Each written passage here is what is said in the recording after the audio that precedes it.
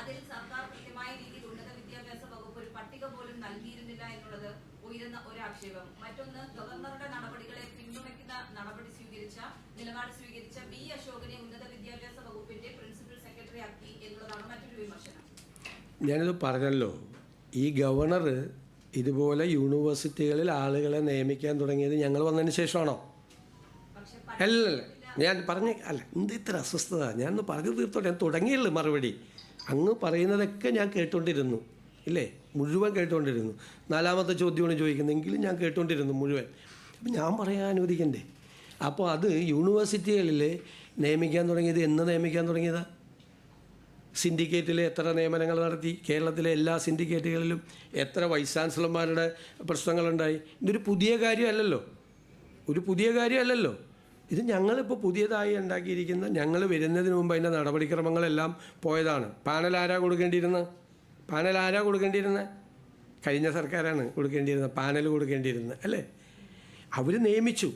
അപ്പം ഞങ്ങളത് പരിശോധിക്കും.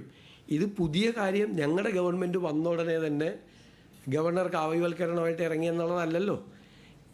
LDF ഗവൺമെൻറ് ഇവിടെ അധികാരത്തിലിരിക്കുന്ന കാലത്ത് എല്ലാ യൂണിവേഴ്സിറ്റികളിലും ഈ വിഷയം ഉണ്ടായല്ലോ, എല്ലാ വിഷയവും. അതിൻ്റെ ഒരു തുടർച്ചയായിട്ടുണ്ടായ സംഭവമല്ലേ? സർക്കാർ അത് പരിശോധിച്ച് ഞങ്ങളെ കൊണ്ട് നിയമപരമായി എടുക്കാൻ പറ്റാവുന്ന എല്ലാ കാര്യങ്ങളും ചെയ്യും. Last week you had a meeting with the Waqf board members, including the lawyers had come and met you. Very detailed meeting has happened.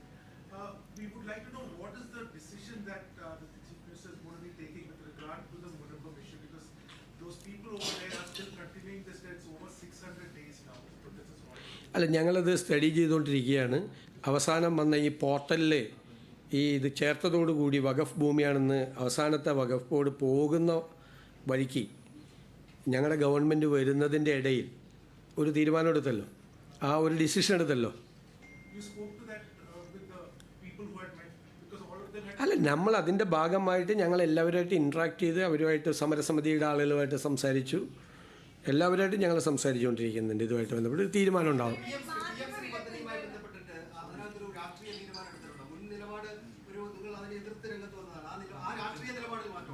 അല്ല, ഞാൻ ചോദിക്കട്ടെ, ഇതെല്ലാം വാർത്തകൾ വരികയാണ്. ഓരോരുത്തരും ഇഷ്ടമുള്ള വാർത്തകൾ കൊടുക്കുക. ഞങ്ങൾ ഒരു തീരുമാനം എടുത്തിട്ടില്ല. ഞങ്ങൾ തീരുമാനം എടുക്കും. ഞങ്ങൾ എടുക്കാത്ത തീരുമാനത്തിന് വാർത്ത വരികയാണ്. അതിൽ ലേബർ കോഡിൻ്റെ വിഷയമുണ്ട്, 2 PMCയിലെ വിഷയമുണ്ട്, 3 PMAYയിലെ വിഷയമുണ്ട്. ഞങ്ങൾ ആ തീരുമാനം എടുക്കും. ഞങ്ങൾ അന്ന് എതിർത്തത് എന്താ? PMC ഒരു കാരണവശാലും അതിൽ പങ്കുചേരില്ല എന്ന് നിരന്തരം പ്രഖ്യാപിച്ചൊരു ഗവൺമെൻറ് മന്ത്രിസഭാ അംഗങ്ങൾ പോലും അറിയാതെ പോയി എഗ്രിമെൻ്റ് വെച്ചില്ലേ?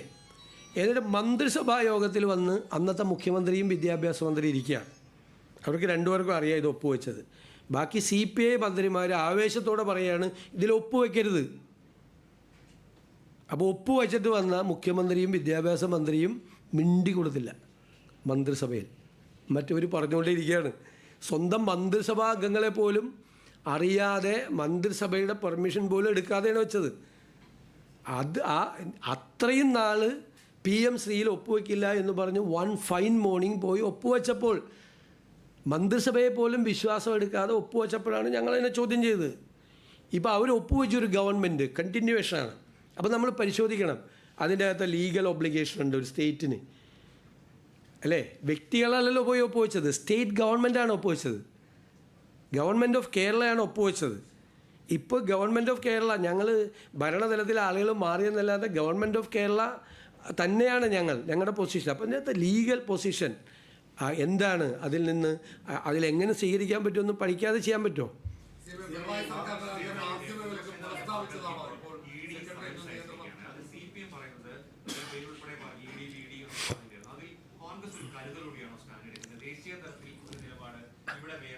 ഞാൻ ചോദിക്കട്ടെ, ഇപ്പം ഞങ്ങൾ പറഞ്ഞത് തന്നെ നിങ്ങൾ എന്നോടന്ന് അഭിപ്രായം ചോദിച്ചപ്പോൾ ഞാൻ അതൊക്കെ പറഞ്ഞല്ലോ.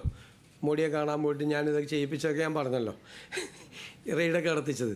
അത് കഴിഞ്ഞിട്ട് ഞാൻ എൻ്റെ അഭിപ്രായം ചോദിച്ചപ്പോൾ പറഞ്ഞു അതൊരു കേസ് രജിസ്റ്റർ ചെയ്ത് നടക്കുന്ന നടപടിക്രമങ്ങളുടെ ഭാഗമാണ്. ഒരു കേസ് രജിസ്റ്റർ ചെയ്തിട്ട് കോടതിയിൽ അവർ പോയി, ഹൈക്കോടതിയിൽ ഇത് അന്വേഷണം നിർത്തിവെക്കണമെന്ന് പറഞ്ഞു. കോടതി ആ പെറ്റീഷൻ റിജക്റ്റ് ചെയ്തു. എന്നിട്ട് അന്വേഷണം തുടരാൻ പറഞ്ഞു. ഡിവിഷൻ ബെഞ്ചിൽ വീണ്ടും പോയി. ഡിവിഷൻ ബെഞ്ചും ആ പെറ്റീഷൻ റിജക്റ്റ് ചെയ്തു. വീണ്ടും അന്വേഷണം നടത്താൻ പറഞ്ഞു. എന്നിട്ട് ഇ ഡി എങ്ങനെ അന്വേഷിക്കണം, ഇ ഡി റെയ്ഡ് നടത്താമോ, ഇ ഡി ചോദ്യം ചെയ്യാമോ, സമൻസ് അയക്കാമോ എന്നൊക്കെ പറയാൻ കേരള ഗവൺമെൻറ്റിന് എന്ത് ജൂറിസ്ഡിക്ഷനാണുള്ളത്? ഒന്ന്. രണ്ടാമത്തെ കാര്യം, ഇതേ അഭിപ്രായമല്ലേ ഇപ്പോൾ ഈ സമൻസ് അയച്ചതിനെക്കുറിച്ച് CPM പറഞ്ഞേക്കണത്? CPM പറഞ്ഞ എന്താ അഭിപ്രായം? നിയമത്തിൻ്റെ വഴിക്ക് പോട്ടെ എന്നല്ലേ CPM നേതാക്കൾ ഇപ്പോഴും പറയുന്നത്? ഞാൻ ചോദിക്കുന്നത്, നിയമത്തിൻ്റെ വഴിക്ക് പോട്ടെ എന്നാണ് ഇപ്പോഴത്തെ CPM നേതാക്കളുടെ പ്രതികരണം. അത് തന്നെയല്ലേ ഞാനന്ന് പറഞ്ഞത്. ഞാൻ ആദ്യം പറഞ്ഞത് ഇവർ രണ്ടാമത് പറയുന്നു എന്നുള്ള വ്യത്യാസം മാത്രമേ ഉള്ളൂ.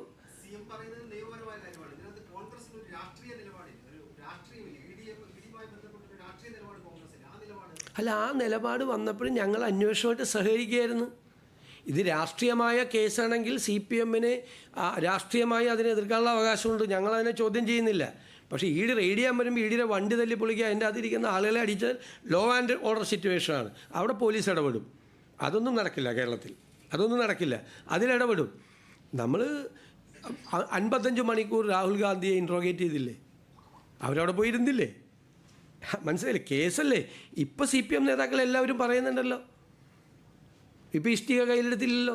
സമൻസ് അയച്ചപ്പോൾ ഇഷ്ടിക കയ്യിലെടുത്തോ? ഇഷ്ടിക കയ്യിലെടുത്തില്ല. നിയമത്തിൻ്റെ വഴിക്ക് പോട്ടെ എന്ന് അത് മാത്രമേ ഞാനും പറഞ്ഞുള്ളൂ അന്ന്.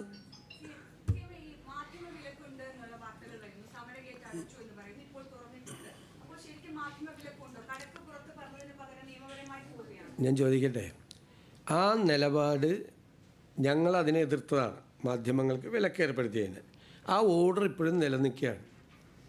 ഞങ്ങളത് പരിശോധിച്ച് ഒരു നടപടി സ്വീകരിക്കുക. ഞങ്ങൾ പരിശോധിച്ചിട്ടില്ല. ഞാൻ ചോദിക്കട്ടെ, ഇത് എത്ര ദിവസമായി നമ്മൾ വന്നിട്ട്? ഞങ്ങൾ അതിൻ്റെ ഇടയിൽ ഗവർണറുടെ നയപ്രഖ്യാപന പ്രസംഗം, അതിൻ്റെ നന്ദി പ്രമേയത്തിൻ്റെ ചർച്ച, വൈറ്റ് പേപ്പറിൻ്റെ അവതരണം, ബജറ്റിൻ്റെ പ്രിപ്പറേഷൻ, നിരവധി ഗ്യാരണ്ടിയിൽ പറഞ്ഞ കാര്യങ്ങൾ ചെയ്യുന്നതിനുള്ള നടപടിക്രമങ്ങൾ, ഇതെല്ലാം ചെയ്തുകൊണ്ടിരിക്കുകയല്ലേ. ഞങ്ങൾ ആ കാര്യത്തിലൊരു നടപടി സ്വീകരിക്കും. അതിനു മുൻപേ ഞങ്ങളെല്ലാ മാധ്യമങ്ങൾക്ക് നിയന്ത്രണം ഏർപ്പെടുത്തിയ 2018 ഓർഡർ നിലനിൽക്കുകയാണ്. ഇപ്പോൾ നിലനിൽക്കുക.